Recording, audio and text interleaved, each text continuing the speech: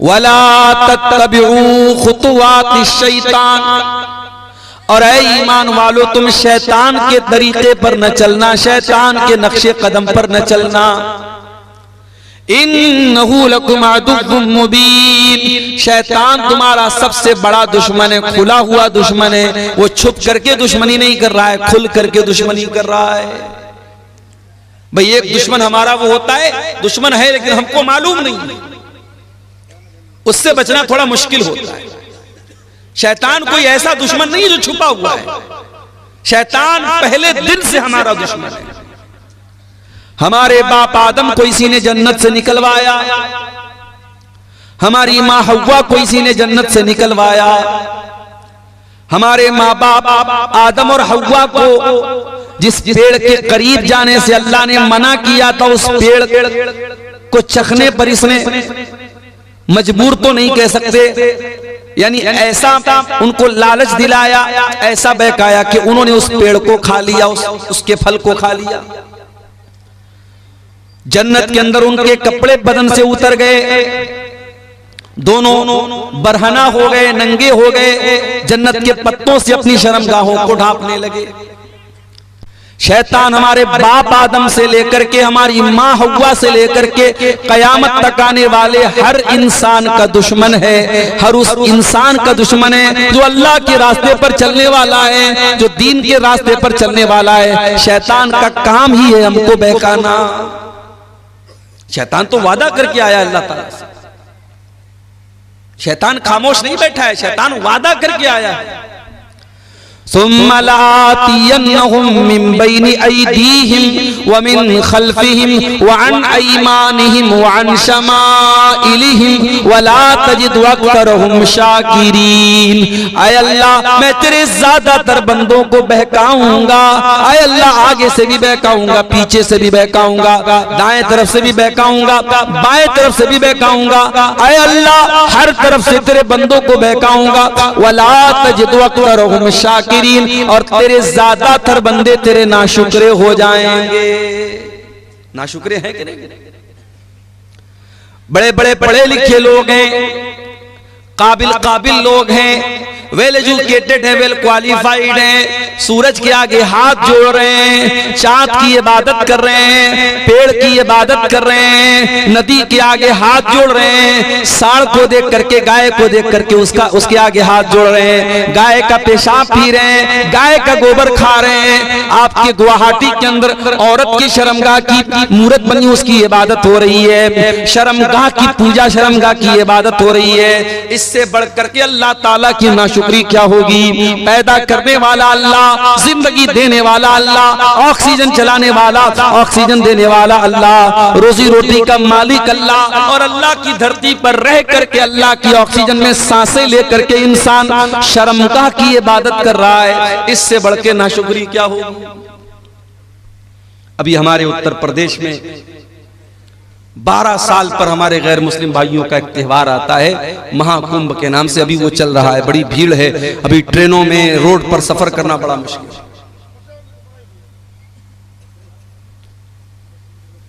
इलाहाबाद के अंदर, प्रयागराज के अंदर सारे देश भर से संत साधु आए हुए हैं, मीडिया वाले खूब कवरेज दे रहे हैं।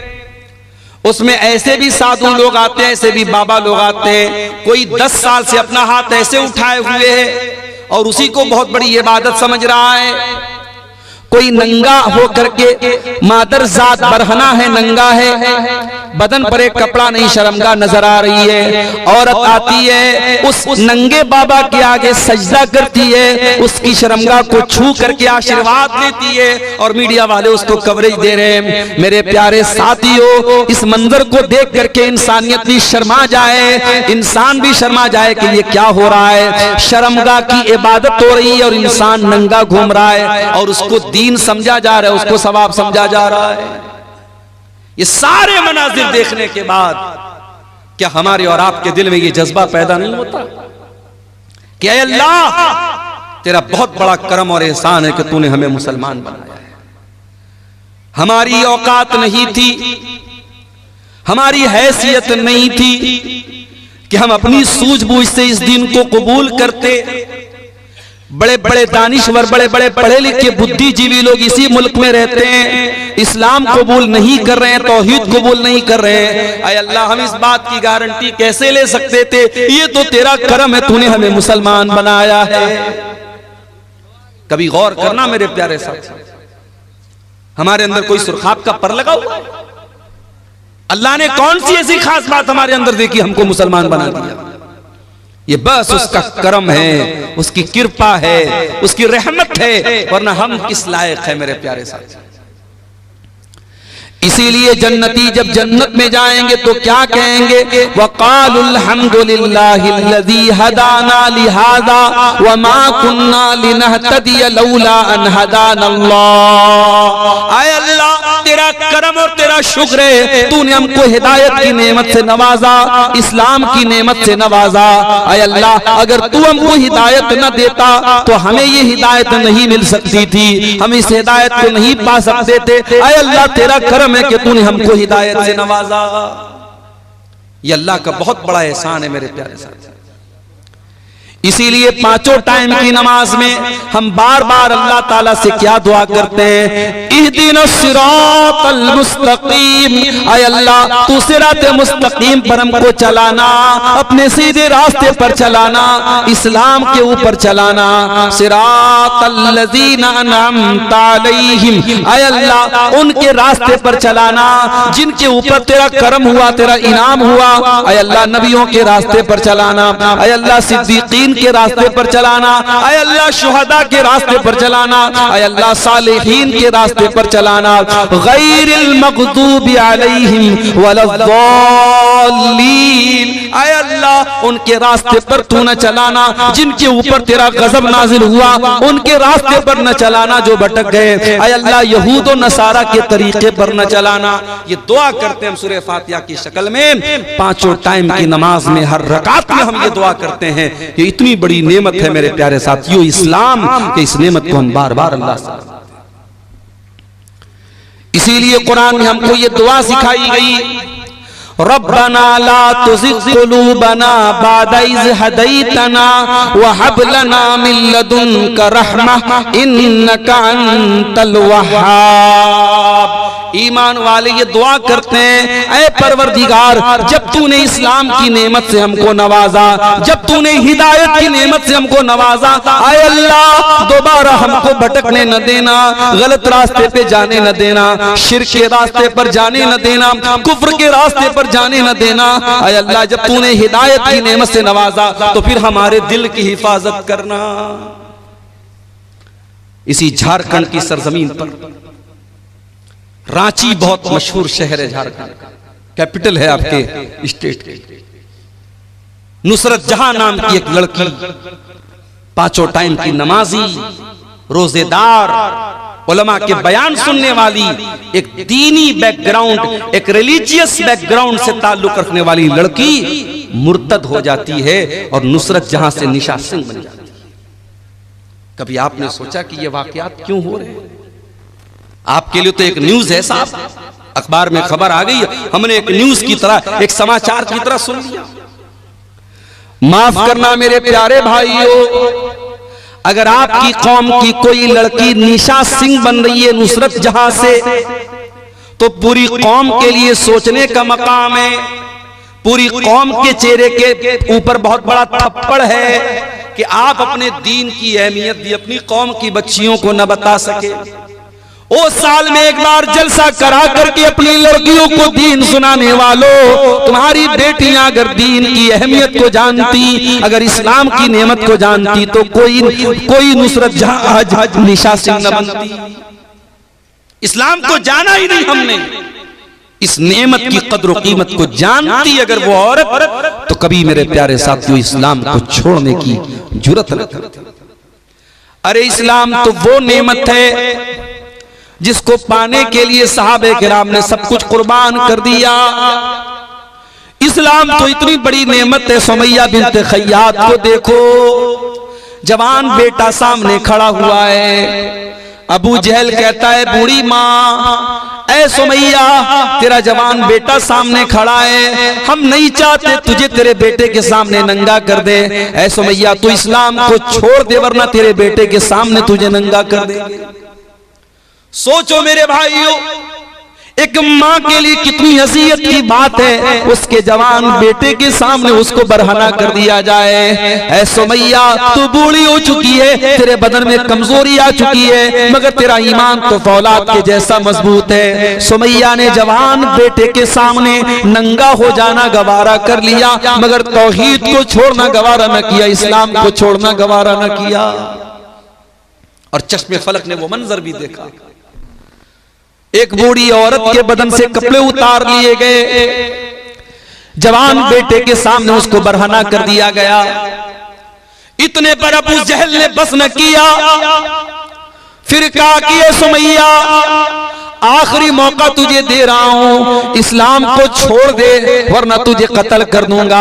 बर्छी उठाया, सुमैया का इस्लाम को छोड़ने वाली थी, अबू जहल ने बर्छी उठाया और सुमैया की शर्मगाह के ऊपर दे मारा। ऐ सुमैया, तू अल्लाह को प्यारी हो गई, तू शहीद हो गई, तेरे बदन का खून गिर गया, अल्लाह की राह में शहीद होने वाली तू पहली खातून बन गई। और तूने दुनिया की आने वाली औरतों को ये पैगाम दे दिया, ऐ दुनिया की औरतों, तुम्हें दुनिया नाजुक समझेगी, तुम्हें दुनिया कमजोर समझेगी, तुम दुनिया को बता देना, अगर औरत के पास ईमान की दौलत और ईमान की ताकत हो, औरत से ज्यादा ताकतवर कोई नहीं होता है। ईमान की दौलत अगर औरत के पास है, औरत से ताकतवर कोई नहीं होता है। मेरे साथी, सुमैया से पूछो ईमान किसको बोलते हैं? ईमान की अजमत पूछना है, कोई बिलाल हबशी से पूछ ले। हाँ मेरे नौजवान साथियों, बिलाल तुम्हारी तरह स्मार्ट और हैंडसम तो नहीं था, बिलाल कोई तुम्हारी तरह घुंघराले बाल वाला तो नहीं था, बिलाल कोई तुम्हारी तरह गोरा चट्टा तो नहीं था, खूबसूरत तो नहीं था, हैंडसम तो नहीं था। बिलाल तो हबशा का एक गुलाम था, काला कलूटा था, उसकी पूरी बॉडी काली थी, मगर उस काले सीने में जो दिल था, बिलाल के सीने में जो दिल था, वो दिल अल्लाह ताला की मोहब्बत से भरा हुआ था। ओ दुनिया वालों, तुमने तो जब भी देखा है लोगों की सूरतों को देखा है, लोगों के चेहरों को देखा है, आओ तुम्हें बिलाल की सीरत भी दिखाते हैं। बिलाल काले हैं, बिलाल का बदन काला है, और बिलाल के काले बदन को उनका मालिक अरब के तपते हुए सहरा पर लिटा देता है। नीचे गरम गरम बालू है, नीचे गरम गरम रेत है, और बिलाल के सीने पर गरम पत्थर भी रख देता है। बिलाल के सीने की चर्बी भी पिघल रही है और बिलाल की पीठ भी पिघल रही है। और बिलाल का मालिक कहता है, उमैया बिन खल्फ कहता है, ऐ बिलाल, तेरे सीने की चर्बी को पिघलाना हमें अच्छा नहीं लगता, तुझे टॉर्चर देना हमें अच्छा नहीं लगता। ऐ बिलाल, हम तुझे टॉर्चर करना बंद कर देंगे, बस एक शर्त है, तू अल्लाह की तौहीद को छोड़ दे और हमारे 360 माबूदों का इकरार कर ले, हमारे साथ तू भी शिर्क का नारा लगा दे और ला इलाहा इल्लल्लाह की आवाज तो निकालना बंद कर दे। बिलाल, हम तुझे तकलीफ देना छोड़ देंगे।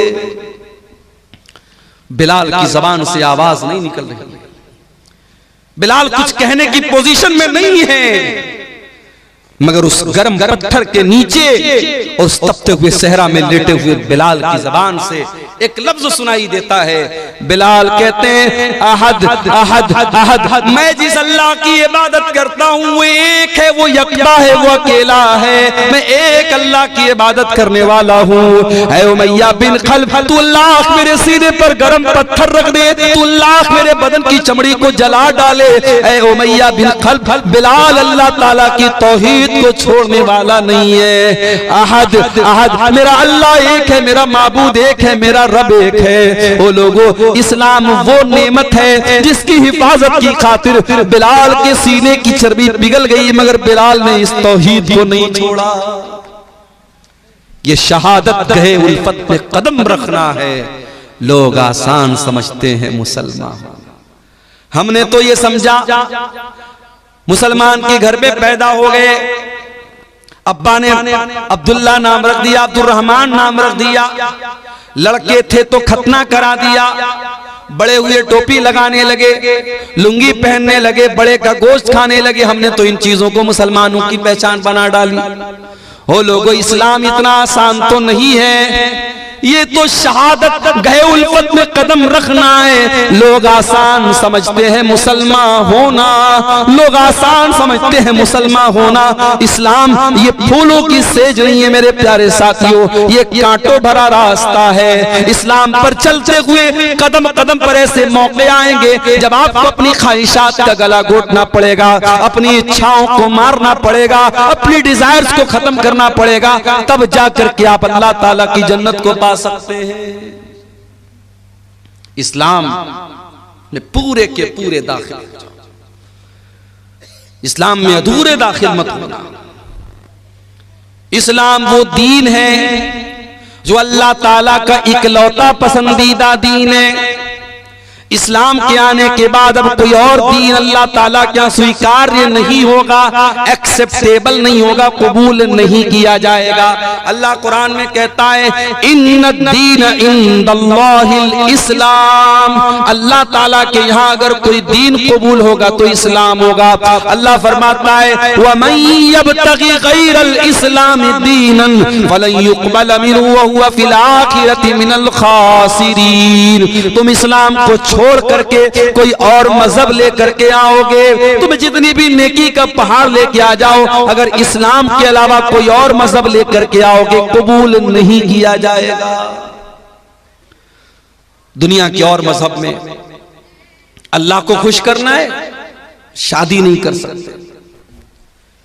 बड़े बड़े ईसाइयों के गिरजाघरों में चले जाओ, वहां आपको ऐसी औरतें मिलेंगी जिनको नन कहा जाता है। ये नन वो औरतें होती हैं जो जिंदगी भर शादी नहीं करती हैं, जो अपने आप को चर्च के लिए खास कर लेती हैं। उनका अकीदा ये होता है अगर अल्लाह ताला को राजी करना है, खुश करना है, तो हम शादी नहीं करेंगे, हम शौहर के पास नहीं जाएंगे, हम सारी जिंदगी चर्च में रहेंगे। उनको नन कहा जाता है। ये अकीदा है ईसाइयों का। हमारे हिंदू भाइयों क्या एक अकीदा है, अगर आपको ईश्वर को प्रसन्न करना है, अल्लाह को खुश करना है, तो आपको ब्रह्मचारी बनना पड़ेगा, दुनिया को त्यागना पड़ेगा, पत्नी से दूर रहना पड़ेगा, बच्चों से दूर रहना पड़ेगा, दुनिया को मोह माया समझ करके दुनिया को त्याग देना होगा, दुनिया को छोड़ देना होगा। जरा सोचो मेरे प्यारे साथियों, अगर ये तसव्वुर इस्लाम का भी होता तो कितनी परेशानी होती। आए अल्लाह तेरा शुक्र है तूने हमें मुसलमान बनाया और इस्लाम जैसा दीन हमको दिया जिसमें दुनिया को त्यागने का, दुनिया को छोड़ने का हुक्म नहीं दिया गया, बल्कि कुरान में अल्लाह हमको दुआ सिखाता है कि ऐ मेरे बंदो ये दुआ पढ़ा करो, रब्बना आतिना फिद दुनिया हसना व फिल आखिरति हसना व क़िना अज़ाबन नार। ऐ परवरदिगार हमारी दुनिया को भी अच्छा बना दे, हमारी आखिरत को भी अच्छा बना दे और हमें जहन्नम की आग से तू बचा ले। ये कुरान की सबसे जामे दुआ है और ये वो दुआ है मेरे प्यारे साथियों। अगर आपने कभी हज किया होगा, कभी उम्रा किया होगा, जब आप तवाफ करते हैं खाने काबा का तो हजरे अस्वद और रुकन यमानी के बीच में इस दुआ को पढ़ते हैं। ये इतनी प्यारी दुआ है मेरे साथियों। अल्लाह के प्यारे नबी एक दुआ पढ़ा करते थे, किया करते थे, अल्लाहुम्मा अस्लिह ली दीनी अल्लज़ी हुवा इस्मत अमरी। ऐ अल्लाह मेरे दीन को ठीक कर दे क्योंकि मेरे मामले की बुनियाद तो मेरे दीन के ऊपर है। व अस्लिह ली दुनियाया अल्लती फीहा माशी, और अल्लाह मेरी दुनिया को भी ठीक कर दे क्योंकि जिंदगी तो मुझको दुनिया के अंदर गुजारना है। व अस्लिह ली आखिरती अल्लती इलैहा दी, और ऐ अल्लाह मेरी आखिरत को भी तू ठीक कर दे क्योंकि मरने के बाद लौट करके वहीं जाना है। वजालिल हयात ज़ियादतन ली फी कुल्ली खैर, और ऐ अल्लाह मेरी जिंदगी जिंदगी को ऐसा बना दे कि जिंदगी का हर दिन नेकी में इजाफे का सबब बन जाए, जिंदगी में हर दिन भलाई में इजाफा हो, नेकी में इजाफा हो। वजालिल मौत राहतन ली मिन कुल्ले शर, और आए अल्लाह जब तुम मौत देना तो ऐसी मौत देना कि हर तकलीफ से, हर शर से मुझको नजात मिल जाए। ये बड़ी जामे दुआ है। अल्लाह के प्यारे नबी ये दुआ पढ़ा करते थे, तो हमें ये दुआ सिखाई गई मेरे साथ। हमारे नबी ने शादी भी की, एक साथ आपकी 9 बीवियां थीं, सबका हक आप अदा करते थे। आपके कुछ सहाबा ने जब शादी ना करने का इरादा कर लिया, मिसाल के तौर पर एक सहाबी थे, उनका नाम था उस्मान बिन मज़ून रज़ी अल्लाह ताला अन्हु। उन्होंने ये तय कर लिया कि मैं शादी ही नहीं करूंगा, यहां तक कि उन्होंने ये तय कर लिया कि वो अपने टेस्टिकल्स को निकलवा देंगे, अपने खुशियतैन को निकलवा देंगे, यानी मर्द रहने के काबिल ही नहीं रहेंगे, मर्दानगी खत्म कर देंगे, शादी के काबिल ही नहीं बचेंगे। यहां तक उन्होंने इरादा कर लिया। भाई उस जमाने में नसबंदी नहीं होती थी, मेडिकल साइंस का जमाना नहीं था। तो जैसे हम जानवरों को देखते हैं कि जानवरों को खस्सी कर दिया जाता है ताकि फिर जानवर पैदावार बढ़ाने के काबिल न बचे, तो हजरत उस्मान बिन मज़ून ने खस्सी करने का अपने आप को इरादा कर लिया कि मैं इस लायक ही न बचूं कि मैं शादी कर सकूं। अल्लाह के नबी को पता चला, आपने उस्मान बिन मज़ून को बुलवाया। और मैं यहां पर यह वजाहत कर दूं कि ये वो उस्मान नहीं है जो अल्लाह के नबी के दामाद थे, वो दूसरे उस्मान है। ये गलतफहमी मत पाल लीजिएगा। वो उस्मान बिन अफ़्फ़ान थे जो नबी के दामाद थे, ये दूसरे हैं। इनका नाम उस्मान बिन मज़ून था, इनके अब्बा का नाम मज़ून था। ये अल्लाह के नबी के पास आए, नबी ने पूछा क्या है उस्मान, मुझे ऐसा ऐसा पता चला है। कहा अल्लाह के नबी सही पता चला है। आपने फरमाया कि ऐ उस्मान, तब तकी रहबानियतन, क्या तुम ये चाहते हो कि इस्लाम को छोड़ करके तुम रहबानियत अपना लो? ऐ उस्मान, मेरे दीन के अंदर रहबानियत नहीं है। ऐ उस्मान, मैं अल्लाह का नबी हूँ, लेकिन कान खोल करके सुन लो।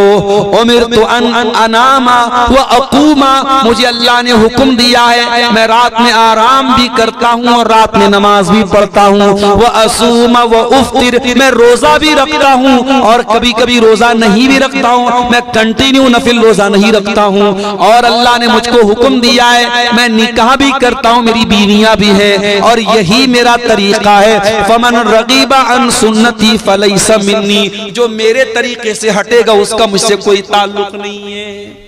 इस्लाम इतना प्यारा दीन है, रडुआ बन करके कोई जिंदगी गुजारे, कोई शादी न करे, कोई बगैर जोड़े के रहे, इस्लाम की तालीम नहीं है। इस्लाम हुक्म देता है अपने लड़कों और लड़कियों की शादी कराओ।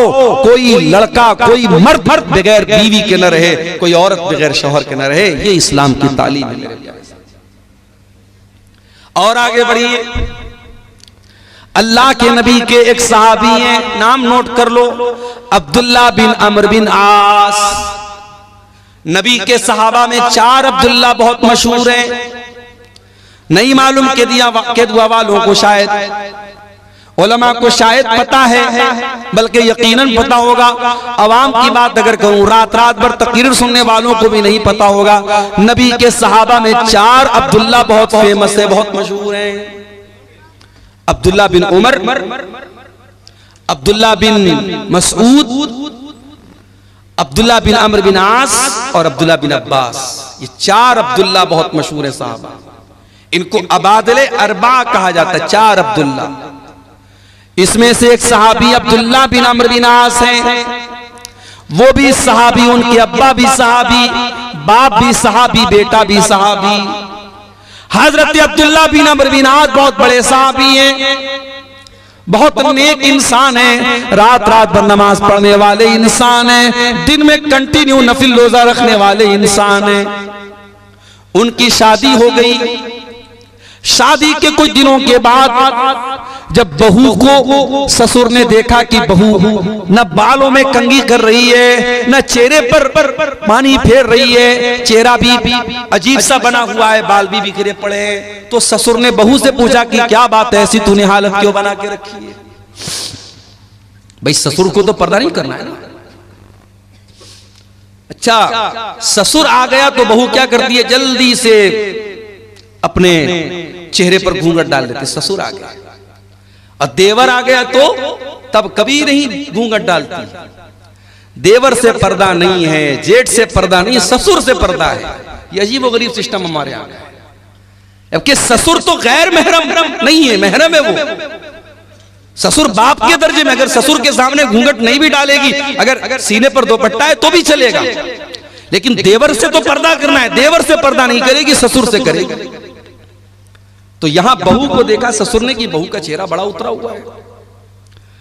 कहा है मेरी बच्ची क्या बात है, नई नवेली दुल्हन तो बड़ा सच संवर करके रहती है, क्या बात है, तेरे बाल क्यों बिखरे पड़े हैं, तेरा चेहरा क्यों बिखरा पड़ा है, क्या बात है? कहा है अब्बा जान, आपका बेटा तो रात में नमाज पढ़ता है, दिन में रोजा रखता है, आपके बेटे को बीवी से कोई मतलब ही नहीं है। हजरत अम्र बिन आस समझ गए क्या मसला है, डायरेक्ट बेटे को बोलना मुनासिब नहीं समझा। अल्लाह के रसूल सल्लल्लाहु अलैहि वसल्लम के पास आए, अल्लाह के नबी मेरे बेटे की नई नई शादी हुई है और ये हाल है, बीवी का हक अदा नहीं कर रहा है, बीवी के पास भी नहीं जाता है, रात रात भर नमाज पढ़ता है, दिन में रोजा रख रहा है। आपने बुलाया हजरत अब्दुल्ला को, आए अब्दुल्ला अलम उखबर अन्नका तक़ूमुल लैल व तसूमुन नहार, आए अब्दुल्ला मुझे पता चला है तुम रात रात भर नमाज पढ़ते हो, क्या सही खबर है? हाँ अल्लाह के नबी सही बात है। आए अब्दुल्ला मुझे पता चला है तुम दिन में कंटिन्यू रोजा रखते हो, क्या सही खबर है? हाँ अल्लाह के नबी सही खबर है। आए अब्दुल्ला कल तक अकेले थे, आज शादी हो चुकी है, बीवी तुम्हारे घर आ चुकी है। अरे अब्दुल्ला कान खोल करके सुन लो, देखो मुझे देखो, मैं नमाज भी पढ़ता हूँ और रात में आराम भी करता हूँ, मैं रोजा भी रखता हूँ और कभी कभी रोजा नहीं भी रखता हूँ, मैं कंटिन्यू नफिल रोजा नहीं रखता हूँ और मैंने निकाह भी किया है। अरे अब्दुल्ला इन्ना लिअयनिका अलैका हक्का व इन्ना लिज़ौजिका अलैका हक्का व इन्ना लिरब्बिका अलैका हक्का। अब्दुल्ला तेरे शरीर का भी तेरे ऊपर हक है, तेरी बीवी का भी तेरे ऊपर हक है, तेरे रब का भी तेरे ऊपर हक है। अब्दुल्ला अल्लाह का हक भी अदा करो, बीवी का हक भी अदा करो, मेहमान का हक भी अदा करो और अपने शरीर का भी हक अदा करो, सबका हक दो, सबको सबका हक दो। ये है इस्लाम की खूबसूरती और ये है इस्लाम की तालीम। मेरे प्यारे साथियों, वो प्यारा दीन हमें और आपको मिला है, मगर हमने क्या किया, हमने इस इस्लाम को बहुत लिमिटेड बना दिया। मस्जिद के अंदर आए, अल्लाहु अकबर, हाथ कहां बांधा, सीने पर बांधा, क्यों बांधा? अब्दुल गफ्फार साहब नमाज में हाथ कहां बांधना है? अब्दुल गफ्फार साहब ने हदीस पढ़ के सुनाई, अल्लाह के नबी सीने पर हाथ बांधते थे, आपने बराबर सीने पर हाथ बांधा। रुकू में गए, मौलवी साहब जब रुकू में जाएंगे तो पीठ कैसी होगी? मौलवी ने हदीस पढ़ के सुनाई, जब तो रुकू में जाए तो पीठ बिल्कुल बराबर होनी चाहिए, सर के लेवल के बराबर होनी चाहिए, न ऊंची होनी चाहिए न नीची होनी चाहिए। रुकू से उठा, समी अल्लाहु लिमन हमीदा रब्बना वलकल हम्दु हम्दन कसीरन तय्यबन मुबारकन फी।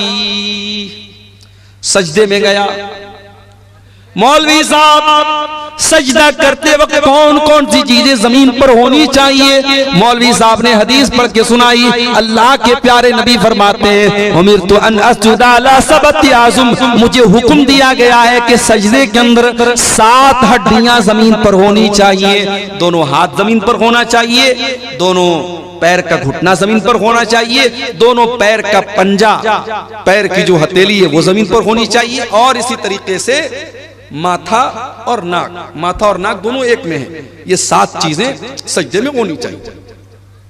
नमाज में आप मुकम्मल हदीस को फॉलो करें, एक एक मसला पूछ रहे हैं मौलवी साहब। मस्जिद के बाहर निकले, दुकान पर गए, कस्टमर आया, हाजी साहब ये माल, ये कपड़ा, ये सामान कितने का देंगे? हाजी साहब कहते अल्लाह की कसम मुझे 100 का पड़ा है, तू 110 दे दे। वही हाजी साहब जो मस्जिद में नमाज का तरीका मौलवी साहब से हदीस की रोशनी में पूछ रहे थे, जब मार्केट में आए, जब बिजनेस करने आए, जब कारोबार करने आए, तो झूठी कसम खा करके अपने माल की गलत कीमत बता दी। ओ लोगों, तुमने ये क्यों समझ लिया कि इस्लाम तुम्हारे कारोबार पर अप्लाई नहीं होता? इस्लाम कारोबार से बाहर किसी चीज का नाम है। ओ लोगों, इस्लाम एक मुकम्मल ज़ाबिते हयात का नाम है। इस्लाम एक मुकम्मल लाइफ स्टाइल का नाम है। इस्लाम अगर आपको नमाज पढ़ने का तरीका बताता है तो इस्लाम आपको कारोबार करने का तरीका भी बताता है। जब आप बिजनेस करेंगे, कारोबार करें, अल्लाह के नबी ने फरमाया कि वहां झूठ नहीं बोल है, वहां धोखाधड़ी नहीं करना है, वहां किसी हराम माल का बिजनेस नहीं करना है। कारोबार करने का भी आपको तरीका बताया गया। यहां तक कि जब आप पेशाब करने जाते हैं, लेटरिन करने जाते हैं, इस्तिंजा कैसे करना है उसका भी तरीका बताया गया। घोड़े और कुत्ते की तरह खड़े होकर के पेट की जिप खोल करके कहीं पर भी पेशाब कर लेना और शर्मगाह को न धुलना, इस्तिंजा न करना, माफ करना, ये मुसलमान का तरीका नहीं है, ये जानवरों का तरीका है, मुसलमान का तरीका नहीं है। हजरत सलमान फारसी रजी अल्लाह ताला अन्हु के पास एक मर्तबा यहूदी आए और यहूदियों ने आकर के मजाक उड़ाते हुए कहा कि ऐ सलमान फारसी, तुम्हारे नबी ने तो तुम्हें सब कुछ सिखाया है, तो ये भी सिखाया होगा पेशाब कैसे किया जाए, पाखाना कैसे किया जाए। कहा कि हाँ ए यहूदियों, हमारे नबी ने पेशाब और पाखाना करने का तरीका भी हमको बताया है।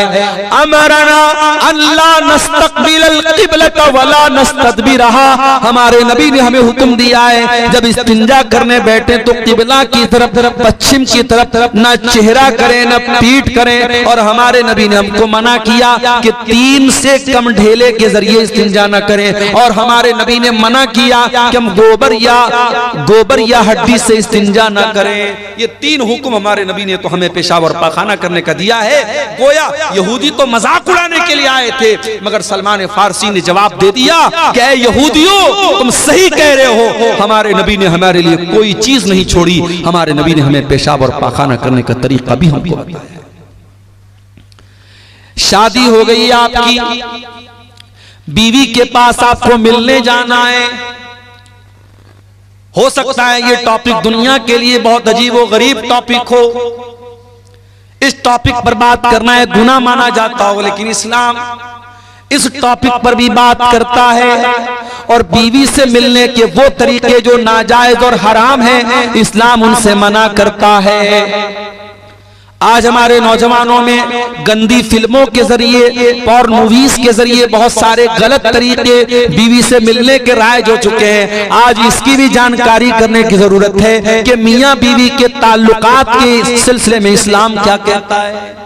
बहुत सारे गलत और नाजायज तरीके राइज हो चुके हैं और हमारे नौजवानों में जो बहुत सारे तरीके ऐसे मशहूर हो चुके हैं शहवत पूरी करने के, जो हराम और नाजायज है। कोई अपने हाथों से अपनी शहवत को बर्बाद कर रहा है, अपने शरीर को बर्बाद कर रहा है, और कोई शादीशुदा इंसान अपनी बीवी के साथ जो नेचुरल तरीका है उससे हट करके गैर फितरी तरीके से, जानवरों से भी बदतर जो तरीका है उस तरीके के साथ अपनी बीवी के पास जाता है। मेरे प्यारे साथियों, इस्लाम ने बीवी से मिलने के आदाब भी हमको बताए हैं। अल्लाह के नबी फरमाते हैं, इज़ा अता अहदुकुम अहलहू, जब तुम में से कोई अपनी बीवी के पास जाए तो मुलाकात करने से पहले ये दुआ पढ़े, बिस्मिल्लाह अल्लाहुम्मा जन्निबना शैतान व जन्निबिश शैतान मा रज़क़तना।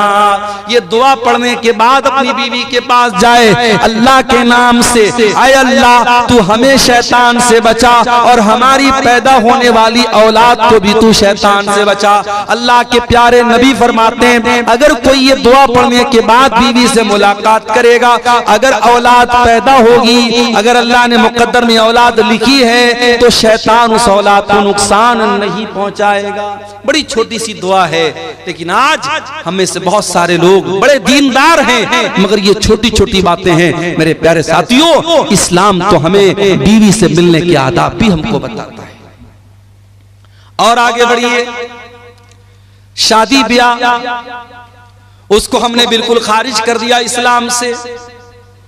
चाहे आपके इस इलाके की अंसारी बरादरी हो, चाहे हमारे बनारस के अंसारी समाज के लोग हों, चाहे आपके कटिहार के शेरशाबादी समाज के लोग हों, मुसलमानों में शादी में बहुत सारी फजूल किस्म की रस्म रिवाज आ गई।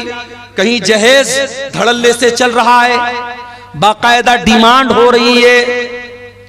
हमारे पहचान के एक साहब हैं, वो बिहार बेतिया एक जगह है, बिहार में बेतिया के रहने वाले, कई बेटियां हैं उनकी, सरकारी टीचर हैं। तो एक मर्तबा उनकी किसी बेटी का रिश्ता लगा, तो मैंने पूछा कि मास्टर साहब आपकी बेटी का जो रिश्ता लगा है लड़का क्या करता है? तो कहा कि लड़का राजगीर का काम करता है, जो मकान वगैरह बनता है मिस्त्री का काम करता है। तो जाहिर है मिस्त्री का काम करता है तो एक लेबर क्लास का ही काम है, कोई बहुत हाई फाई काम तो नहीं है। तो उन्होंने कहा, रोते हुए कहा, बड़े दर्द के साथ कहा कि मौलाना साहब राजगीर का काम करता है वो लड़का, लेकिन 5 लाख रुपए की डिमांड किया है उसने जहेज। क्या कहेंगे आप? जितना क्वालिफाइड दामाद है उसी के हिसाब से डिमांड हो रही है, और जहेज मांगने वाला भी पक्का मुसलमान और जहेज देने वाला भी पक्का मुसलमान। मेरे प्यारे साथियों, नबी के दौर में हजारों शादियां हुई, नबी ने 11-11 शादियां की, नबी ने 4 बेटियों की शादी की, सहाबे किराम ने निकाह किया। न वहां बारात था, न वहां जहेज था, न वहां मंगनी की रस्म थी, न वहां हल्दी की रस्म थी। बड़े सिंपल तरीके से निकाह हो जाता था। हमारे यहाँ आज शादी ब्याह में पूरा का पूरा सिस्टम ही गड़बड़ है। बस एक काम सुन्नत के मुताबिक होता है, बल्कि वो भी सुन्नत के मुताबिक नहीं होता है। निकाह पढ़ाने के लिए हम मौलवी साहब को बुलाते हैं, और मौलवी साहब बेचारे आते हैं और बाकायदा लड़का के पास निकाह कबूल कराने के पहले लड़की के पास जाते हैं और लड़की से कबूल करवाते हैं। हमारे बनारस में भी ये रिवाज है। मैं तो कई बार तकरीरों में बोल चुका हूं कि भाई लड़की के पास काजी साहब मौलवी साहब को जाकर के कबूल करवाने की कोई जरूरत नहीं है। इस्लाम में लड़की को कबूल नहीं करना है, कबूल करने का काम लड़के को करना है। अभी कल की बात मैं आपको बताऊं, बनारस में एक निकाह पढ़ाना था। हमारे एक दोस्त की बहन की भाई की शादी थी, निकाह पढ़ाने में गया तो अब वो सिस्टम तो वही था, लड़की के यहाँ भी जाना था, पर्दा लगा हुआ था, उधर लड़की बैठी है। अब फला बिनते फला आपका निकाह फला के साथ हो रहा है, क्या आपको कबूल है? लड़की अंदर से रो रही है, बेचारी तड़प रही है। उसकी माँ समझा रही है, चची लोग समझा रही, बेटा बोल दे बोल दे बोल दे। बड़ी देर के बाद लड़की बोलती हाँ कबूल है। अच्छा भाई, निकाह नामा में लेकर के गया था मैंने, उसमें बता दिया भाई लड़की की यहाँ साइन करा लो, सिग्नेचर करा लो। अब निकाह नामा जब अंदर से आया बाहर तो देखा इतनी बड़ी सी पेन उसके साथ, खूबसूरत सी पेन, उस पर जो है नग वगैरह जड़े हुए हैं और मोर का पंख लगा हुआ है, और उस पर इंग्लिश में कुछ लिखा हुआ है। मैंने देखा तो लिखा तो कबूल है, उस पेन के ऊपर लिखा हुआ है कबूल है। तो आजकल ये ड्रामेबाजी चल रही है। दुल्हन के लिए बाकायदा ऐसा दुपट्टा आ रहा है, दुपट्टे पर लिखा रहता फलाने की दुल्हन, अब्दुल्ला की दुल्हन, अब्दुर्रहमान की दुल्हन। यानी जब तक वो बेचारी दुपट्टा नहीं पहनेगी लोग नहीं समझेंगे कि किसकी दुल्हन है, किसी और की दुल्हन समझ लेंगे उसको। अजीब व गरीब तमाशे हो रहे हैं।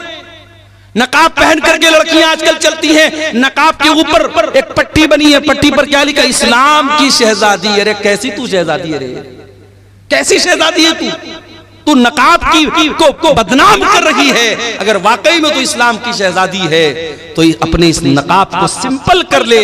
आज देहातों में बहुत सारी जगहों पर देखते हैं नकाब के ऊपर लाइट लगी है, खूबसूरत सी लाइट लगी चमक रही। अरे भाई नकाब के ऊपर लाइट का क्या काम है?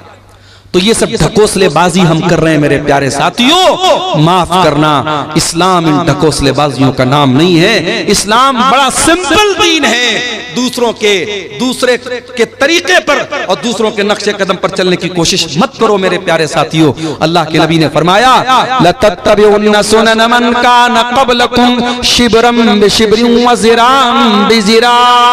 ऐ मेरी उम्मत के लोगों, तुम अपने से पहले के लोगों के तरीके पर चलो चलोगे, अगर वो एक बालिस्त चले तो तुम भी एक बालिस्त चलोगे, अगर वो एक हाथ चले हैं तो तुम भी एक हाथ चलोगे। हत्ता लौ सलकू जोरज़ब बिन लसलकतुमू, अगर तुमसे पहले के लोग किसी जानवर के बिल में चले जाएंगे तो तुम भी बिल में चले जाओगे। अंधी तकलीद दूसरों की करने की वजह से आज हमारी कौम मेरे प्यारे साथियों बर्बाद हो गई। और आगे बढ़िए, इस्लाम में पूरे के पूरे दाखिल हो जाओ। हाजी साहब मस्जिद में गए, मौलवी साहब से नमाज का तरीका तो पूछ लिया, मस्जिद के बाहर आए, अपने सगे भाई की जमीन को हत्या करके बैठ गए, अपने पड़ोसी की जमीन पर नाजायज कब्जा करके बैठ गए। ओ हाजी साहब, ये जमीन आपके साथ तो नहीं जाएगी दुनिया से। ओ मेरे भाई, जिस दिन तुम मर जाओगे ये सारी जमीन तो दूसरों की हो जाएगी, ये सारा माल तो दूसरों का हो जाएगा, सब ठाट पड़ा रह जाएगा जब लाद चलेगा बंजारा। कब्र की 2 गज जमीन के अंदर सबको जाना है, सब छोड़ के जाना है। ये जमीनें यही रह जाएंगी, ये जायदादें यही रह जाएंगी, ये खेत खलियान यही रह जाएगा, ये तिजोरियां यही रह जाएंगी, ये बैंक बैलेंस दूसरों के नाम हो जाएगा। मेरे प्यारे साथियों, जब आप कब्र के अंदर जाएंगे, जितने भी नेक हो, जितने भी नमाजी हो, जितने भी दीनदार हो, ये कब्र आपको दबोचेगी, ये कब्र आपको पकड़ेगी, ये कब्र आपको के ऊपर तंग हो जाएगी। नबी के सहाबी थे साद बिन मुआज रजी अल्लाह तआला अन्हु, इंतकाल हो गया। नबी के इतने बड़े सहाबी इंतकाल हो गया कि अल्लाह के नबी ने उनके इंतकाल के मौके पर फरमाया, इhtazal मौत लिसाद इब्न मुआज। आज साद इब्न मुआज का इंतकाल हुआ है, आज इनके इंतकाल पर अल्लाह का अर्श भी हिलने लगा है। इनके जनाजे में 70,000 फरिश्ते जमीन पर उतरे थे। इनका बदन भारी भरकम था। जब जनाजा उठाया गया तो जनाजा बड़ा हल्का मालूम हो रहा था। बाज मुनाफिकों ने कहा कि अरे जनाजा तो बड़ा हल्का मालूम हो रहा है। अल्लाह के प्यारे हबीब ने फरमाया, इन्ना लहू हमलतन गैरुकुम, ऐ मेरे सहाबा, ये साद बिन मुआज का जनाजा है, इसके जनाजे में फरिश्ते भी शामिल है। इनके जनाजे को फरिश्तों ने उठा के रखा है। इतने बड़े सहाबी थे साद बिन मुआज रजी अल्लाह तआला। साद बिन मुआज को कब्र में उतारा जाने लगा। सहाबे किराम भी साइड में खड़े हैं, अल्लाह के प्यारे नबी भी कब्र के पास खड़े हैं। जब जनाजे को कब्र में उतारा जाने लगा, अचानक अल्लाह के नबी के चेहरे की रंगत बदल गई। अल्लाह के नबी के चेहरे पर डर तारी हो गया, आपके चेहरे पर खौफ तारी हो गया और आपने 3 मरतबा फरमाया, सुबहान अल्लाह, सुबहान अल्लाह, सुबहान अल्लाह, अल्लाहु अकबर, अल्लाहु अकबर, अल्लाहु अकबर। आपने 3 मरतबा तकबीर पढ़ी, 3 मरतबा तस्बीह पढ़ी। सहाबा ने भी तस्बीह पढ़ी, सहाबा ने भी तकबीर पढ़ी। सहाबा ने कहा, अल्लाह के नबी क्या बात है, आप क्यों घबराए से लग रहे हैं, क्यों आप 3 मरतबा तस्बीह पढ़ रहे हैं, क्यों आप 3 मरतबा तकबीर पढ़ रहे हैं। आपने फरमाया, ऐ मेरे सहाबा, तज़ायक़ाला साहिबिकुम अल कब्र, तुम्हारे इस साथी की कब्र इनके ऊपर तंग हो गई। इनकी कब्र ने इनको दबोचा था, इनकी कब्र ने इनको पकड़ा था और जितनी देर इनकी कब्र ने इनको पकड़ा था, ऐ मेरे सहाबा, मैं भी डर गया और मैंने अल्लाह की तस्बीह पढ़ी, अल्लाह की तकबीर पढ़ी। ऐ मेरे सहाबा, इन्ना लिल कब्रि ज़ग़ततन लौ नजा मिन्हु अहदुन लनजा साद इब्न मुआज। अगर कब्र के दबोचने से कोई बच जाता तो साद बिन मुआज बच जाते। हो लोगो, जब नबी का सहाबी नहीं बचा, हमारी और आपकी क्या हैसियत है। ओ नमाजियों, ओ तहज्जुद पढ़ने वालों, ओ रोजा रखने वालों, ओ कुरान पढ़ने वालों, ये कब्र तो तुमको भी पकड़ेगी, ये कब्र तो तुमको भी दबोचेगी। ओ लोगो, उस कब्र की जिंदगी के बारे में कभी सोचो, कभी उसकी तैयारी करो। ये नाजायज की जायदादें, ये नाजायज जमीनें, ये नाजायज दौलत दूसरे लेके चले जाएंगे, दूसरे मौज मस्ती करेंगे और तुम कब्र में उसकी सजा झेलोगे। ये कोई फायदे का सौदा नहीं, ये घाटे का सौदा है मेरे साथ। हराम कमाई ला करके दूसरों की जिंदगी बना रहे हो और अपनी आखिरत बर्बाद कर रहे हो। भाई भाई की जमीन पर कब्जा कर रहा है, पड़ोसी पड़ोसी की जमीन पर कब्जा कर रहा है। अल्लाह के नबी फरमाते हैं, ओ लोगों कान खोल करके सुन लो, मैं एक इंसान हूं, मेरा फैसला गलत भी हो सकता है कि दो लोग जमीन का फैसला मेरे पास कराने के लिए आए और एक इंसान बड़ी चिकनी चुपड़ी बात करने वाला हो और उसकी बात के फेवर में मैं फैसला कर दूं और दूसरे के खिलाफ कर दूं, जिसका हक था उसको न मिले दूसरे को दे दूं, ऐसा हो सकता है। मैं इंसान हूं, मुझसे गलती हो सकती है। ऐ मेरे सहाबा, अगर कभी ऐसा हो जाए और जमीन जिसकी नहीं थी मैंने जमीन उसके हक में दे दी, तो कान खोल करके सुन लो, इन्नमा अक़तउ लहू क़िताअतम मिनन नार, मैं जमीन का टुकड़ा नहीं दे रहा हूं, मैं जहन्नम की आग का टुकड़ा दे रहा हूं। ओ जमीनों में बेईमानी करने वालों, ओ जायदादों में दूसरों का हक मारने वालों, अल्लाह के वास्ते तौबा कर लो। ये जमीनें तुम्हारे साथ कब्र में नहीं जाएंगी, ये जायदादें तुम्हारे साथ कब्र में नहीं जाएंगी, ये बड़े घाटे का सौदा है। कल कयामत के दिन अल्लाह के पास जाओगे, जिसकी जमीन को हड़पा था, जिसकी जायदाद पर नाजायज कब्जा किया था, जिसके खेत पर नाजायज कब्जा किया था, जिसकी जमीन पर नाजायज कब्जा किया था, वो आकर के कहेगा, आय अल्लाह ये मेरा पड़ोसी है, ये मेरा भाई है, ये मेरा रिश्तेदार है, आय अल्लाह इसने मेरी जमीन को नाजायज तरीके से हड़प लिया था।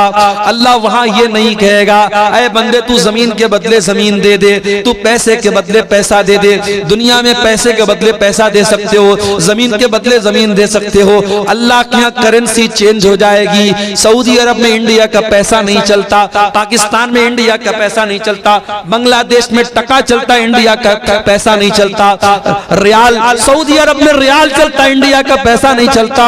ओ लोगों, कयामत के दिन की करेंसी क्या होगी? वहां दुनिया का पैसा नहीं चलेगा, वहां दुनिया की जमीन नहीं चलेगी। वहां अगर किसी का हक मारा है तो आपको अपनी नेकी देना पड़ेगा, आपको अपनी नमाज देना पड़ेगा, आपको अपना रोजा देना पड़ेगा, आपको अपना सदका खैरात देना पड़ेगा, आपको अपनी ज़कात देनी पड़ेगी। और जब सारी नेकी खत्म हो जाएगी और फिर भी कोई लाइन में खड़ा है, अय अल्लाह इसने मेरा भी हक मारा है, मेरी जमीन पर भी कब्जा किया है, मेरे साथ भी ज्यादती की है, अल्लाह के नबी फरमाते हैं कि फिर सामने वाले के गुनाह इसके ऊपर लादे जाएंगे और जो इंसान दुनिया से बहुत सारी नेकी लेकर के आया था, वही इंसान गुनाहों से लदा हुआ जहन्नम की आग में फेंक दिया जाएगा। इसलिए मेरे प्यारे साथियों, मैं फिर से वही आयत पढ़ रहा हूं सूरह बकरा की, या अय्युहल्लज़ीना आमनू उदखुलू फिस्सिल्मि काफ़ा, ऐ ईमान वालो इस्लाम में पूरे के पूरे दाखिल हो जाओ। अपने कारोबार में भी मुसलमान बनो, अपनी जमीन जायदाद के मामले में भी मुसलमान बनो, हुकूकुल्लाह के मामले में भी मुसलमान बनो, हुकूकुल इबाद के मामले में भी मुसलमान बनो।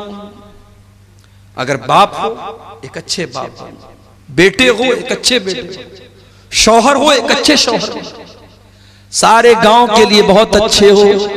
बीवी से कभी प्यार से बात नहीं करते, अरे तू कैसा नबी का मानने वाला है? तेरे नबी अपनी बीवियों के नखरे उठाया करते थे, बीवियों के साथ हंसी मजाक किया करते थे। अल्लाह के प्यारे नबी फरमाते हैं, खैरुकुम खैरुकुम li ahlihi व अना खैरुकुम li ahली। ओ लोगों, तुम में सबसे बेहतरीन इंसान वो है जो अपनी बीवी के लिए अच्छा है और मैं अपनी बीवी के लिए सबसे अच्छा हूँ। प्यारे नबी अपनी बीवियों के लिए सबसे अच्छे थे। ओ लोगों, अच्छे शौहर बनो, अच्छे बाप बनो।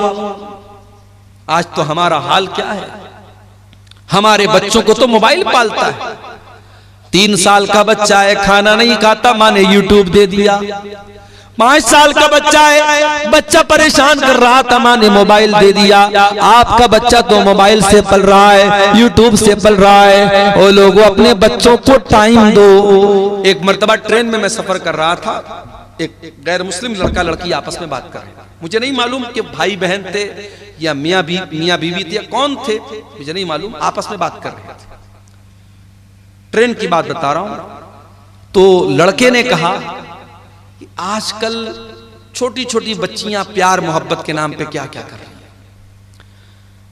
8-8 साल की 10-10 साल की लड़कियां, वो भी प्यार मोहब्बत के चक्कर में पड़ी हुई। तो जो लड़की थी ट्रेन के अंदर, उस लड़की ने बड़ी पॉइंट की बात की।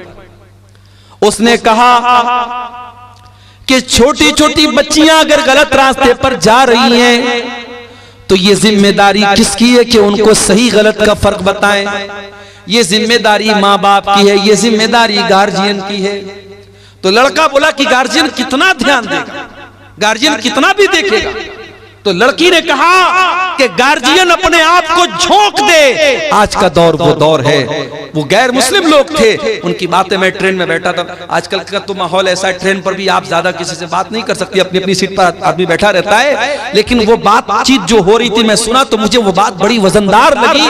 उस लड़की ने कहा कि आज के दौर में अगर अपनी बच्चियों की परवरिश करना है तो अपने आप को कुर्बान करना पड़ेगा, तब आप बच्चियों की परवरिश कर सकते हैं। मेरे प्यारे साथियों, जमाना बड़ा नाजुक है। आपकी जवान होने वाली बेटियों को बहकाने के लिए हजारों रास्ते मौजूद हैं। फेसबुक मौजूद है, इंस्टाग्राम मौजूद है, व्हाट्सएप मौजूद है, स्कूल का गंदा माहौल है, कॉलेज का गंदा माहौल है, सोशल मीडिया है, इलेक्ट्रॉनिक मीडिया है, प्रिंट मीडिया है, शैतान के फितने हैं। आपकी जवान होने वाली नस्ल को बर्बाद करने के बहुत सारे रास्ते हैं। अगर आपने ध्यान न दिया, अगर आपने अपने आप को कुर्बान नहीं किया अपने बच्चों की तरबियत के लिए, कल पछताना पड़ेगा। अगर आपने आज ध्यान न दिया, कल बहुत सारी नुसरत जहां ऐसी सामने आ जाएंगी जो निशा सिंह बन जाएगी। आपकी मुसलमान लड़कियां बड़ी तेजी के साथ मुर्तद हो रही हैं। मैं झारखंड में गांव-गांव जाके कह रहा हूं, मैं बिहार के गांव-गांव जाके कह रहा हूं, ओ लोगों अपनी औरतों को दीन पहुंचा दो। साल में एक बार जलसा कराने से काम नहीं चलेगा।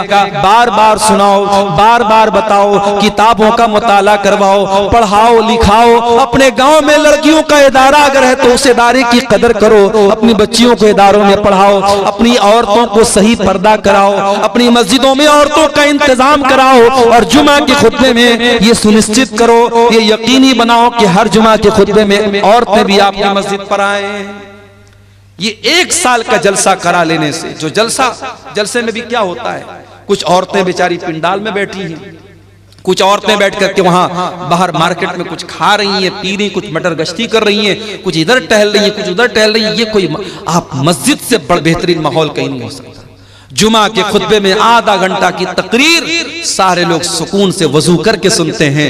अगर आपके घर की औरतें जुमा का खुतबा सुनेंगी, मैं बार बार ये बात तकरीरों में कहता हूं, साल में 52 जुमा का खुतबा होता है। अगर आपके घर की औरतें 52 मरतबा जुमा में जाएंगी, इंशाअल्लाह दीन की बहुत सारी मालूमात वो लेकर के जाएंगी।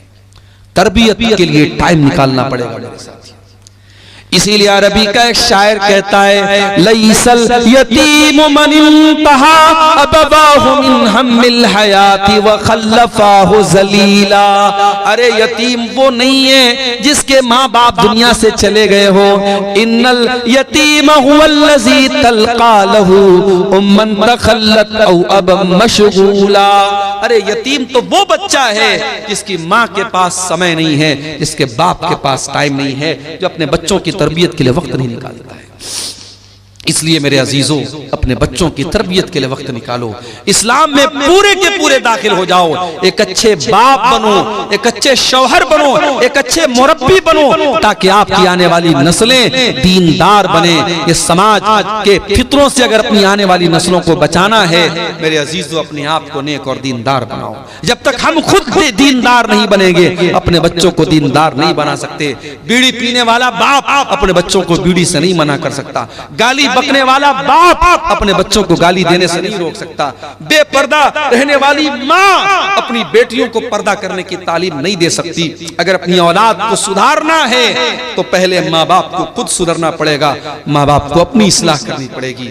मेरे अजीजों, आइए हम अल्लाह से दुआ करें, रब्बुल आलमीन हमें कहने सुनने से ज्यादा अमल करने की तौफीक अता फरमाए। रब्बुल आलमीन जिस इदारे की तरफ से आज का ये प्रोग्राम हुआ है, और जैसा कि मुझे नासिर भाई वगैरह ने बताया कि बहुत कदीम इदारा है और बहुत अच्छे तरीके से ये इदारा चल रहा था, बीच में कुछ ऐसे हालात आए हैं, इदारे को आपकी तवज्जो और आपके जो है इस पर तवज्जो देने की जरूरत है। हम अल्लाह से दुआ करते हैं, अल्लाह ताला इस इदारे को मजीद तरक्की अता फरमाए। रब्बुल आलमीन हमें अपने बच्चों को सही इस्लामी तरबियत और तालीम देने की तौफीक अता फरमाए। अल्लाह जब तक दुनिया में जिंदा रखे, इस्लाम पर जिंदा रखे और हम सब का खातिमा ईमान पर हो। आमीन व आखिर दावाना अनिल हम्दुलिल्लाहि रब्बिल आलमीन। वस्सलामु अलैकुम व रहमतुल्लाहि व बरकातुहू।